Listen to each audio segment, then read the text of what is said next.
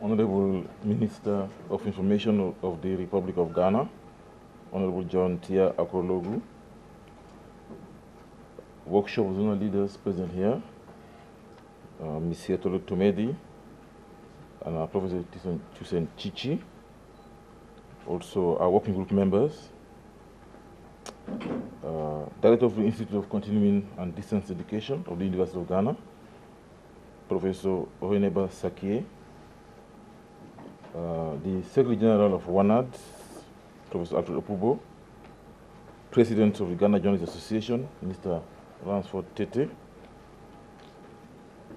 It is my pleasure to welcome all of you participants in various ways. In fact, I'm obliged to use several languages here to welcome people. In Ghana, I think they say Akwaba. Then in East Africa, they say Karibuni.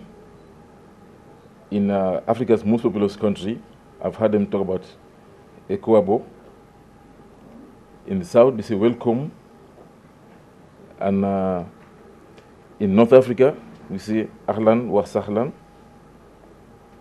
Of course, nearby in Milio, we say Wezo.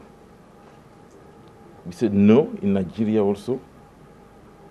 And I cannot pronounce this word. If I please correct me for some of you who understand these languages. And there's Kenang Ya Gotso, which is Sesotho. There's Mauya, which is Shona. And I think there's Le Amo Getswe, which is Swana. If Siotole can correct me if I pronounce it rightly. Okay, there's Sia Namkele Nonke, which is Hosa. And Guyane Mukula, which is Zulu. So welcome everybody. I've spoken all the African languages. Well, we are here essentially for a workshop, a pre-validation workshop on toolkits which we have used. We have been working for the last 3 years, very hard indeed, some of us. We've been all over Africa, all over the continent, several countries. If I can mention Morocco recently, if I mention Benin also recently, Botswana, and South Africa many times, and also other places also, like Namibia, where we have worked to use skill toolkit. And this toolkit has a lot of significance for us because we are now beginning to use the media to promote education for development on the continent. And so far we have seen that education reporting in Africa, in many African countries, has become more visible today than ever before. And we have quality articles being produced. We have policy dialogue on education and education reform being conveyed by the media. The media itself is taken more serious as a vehicle for communication on educational related subjects. What we have been doing at COMED in relation to media development, for capacity development for media practitioners, has been that during the past 3 years, I've already mentioned, we have developed a lot of partnerships with many institutions in Africa, many organizations, and also individual experts who are professional and authorities in their own right, and most of them from media institutions, to develop and enhance quality reporting of education news in Africa. We have also been able to develop this toolkit, which is quite comprehensive, and which many are now beginning to use in schools to train journalists, other media practitioners, and communication and education experts to develop and enhance their professional skills and build on good practices from regional and country experiences in order to enhance effective coverage of education issues in African countries.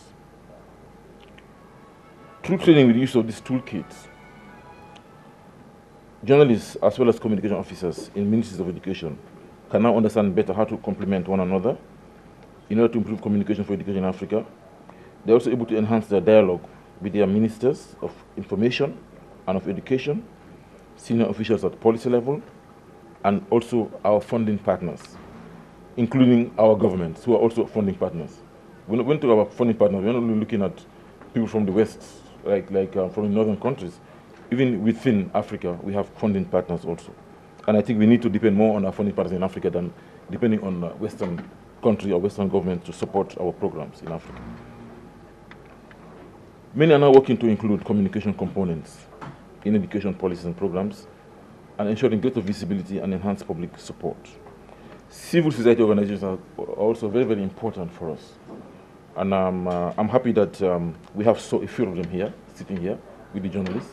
I can cite ANSEFA, which is more or less for us a civil society organization, quite active in many areas of promoting education for development on the continent.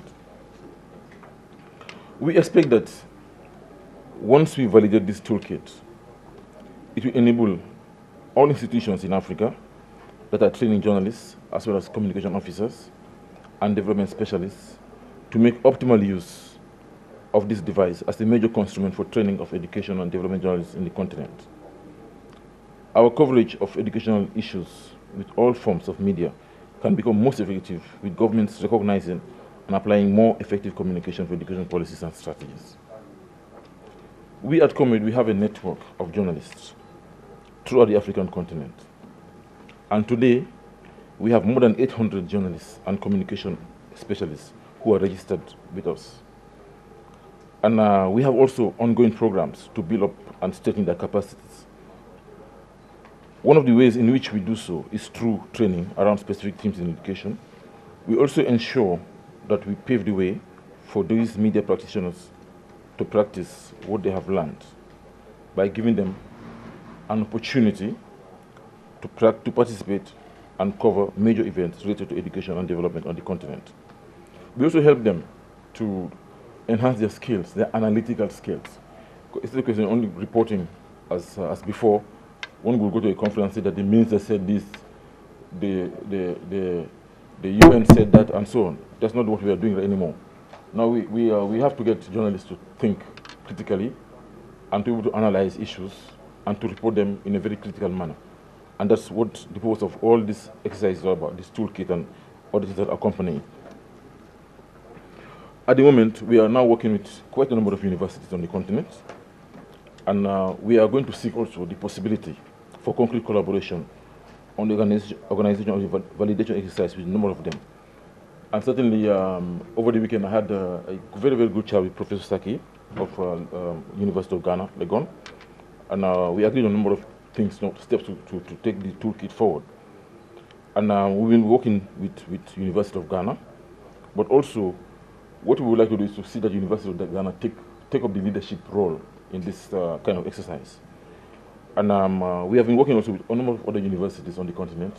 That includes Rhodes University in South Africa, the University of Nairobi. We have the director, the head of the Department of Communication here, who has also been very, very instrumental with her personal support and support of her own staff members in developing this toolkit. We thank you for that. We also be working with the University of Botswana. We were there recently, and the Vice Chancellor and all the other officials whom we talked with are very, very willing to do that. And recently, also the University of the Gambia, which is where I come from, I had a good chat with the Vice Chancellor, and they are very, very keen on working with us. And there's also the University of Abomi Kalavi in Benin. We have Professor Chichi, who is from that university. And there also, we have some collaborative efforts to do. But there are many other universities and other institutions where we hope we can make breakthroughs and work seriously with them. But I would like to emphasize the point that we are here in Ghana, and I would like to see the University of Ghana at Legon, which is a highly reputed university on the continent, to take up this leadership role and to collaborate with other universities that I've mentioned, because they have already been working with us in the past. I think that will be a very progressive step forward. And I'm sure that the representatives of universities I've mentioned who are already here will agree with me. And maybe we should set up, a smaller working group comprising only, academics and other university people who can sit down and think about how we can take this thing forward. And after this toolkit is validated, we expect it to continue to build on good practices from regional and country case studies in order to enhance effective coverage of education issues on the continent. For this, we as COMED will continue strengthening our partnerships with institutions and foundations in Africa and in other non-African countries in order to continually work on improving the quality of this strategic toolkit. This includes universities and reputed schools of journalism and media studies from within Africa and around the world. And this will be consistent with our overall program that is aimed at enhancing national capacity to produce high-quality reporting education news in Africa. Finally, we will also collaborate with individual experts. We have a number of them here. I can mention a few names. Like Ami Diouf has been working with us as an expert for quite a long time, and there are other individual experts here. Our chairperson, Ambassador Cabral, is an expert in his own right, a journalist who has really been quite instrumental in working with us, and we hope to be continuing this collaboration also with them. We hope that this toolkit will eventually become the main instrument of work for African journalists covering the education sector. It will be used by trainers in charge of national training and in communication for education and development, and by other resource persons from the civil society. It will be used mainly for the training of adults who are already employed and have had some on-the-job experience. And finally, we'll ensure that those journalists and other communicators covering education issues will have access to information which they can diffuse as widely as possible at national and international levels. Same with the use of this toolkit should enable journalists and communication officers in ministries of education to continue to promote dialogue using their various and respective media of communication among governments, local and national representatives of marginalized groups in order to determine needs, priorities, and solutions for inclusive learning experiments and curricula, as well as inclusive approaches to educational planning and teacher training.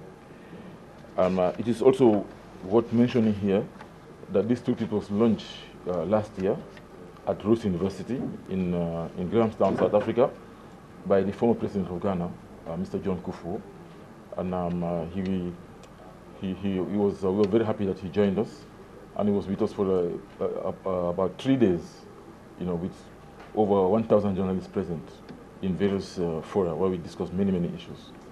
So with that note, I thank you very much for your kind attention.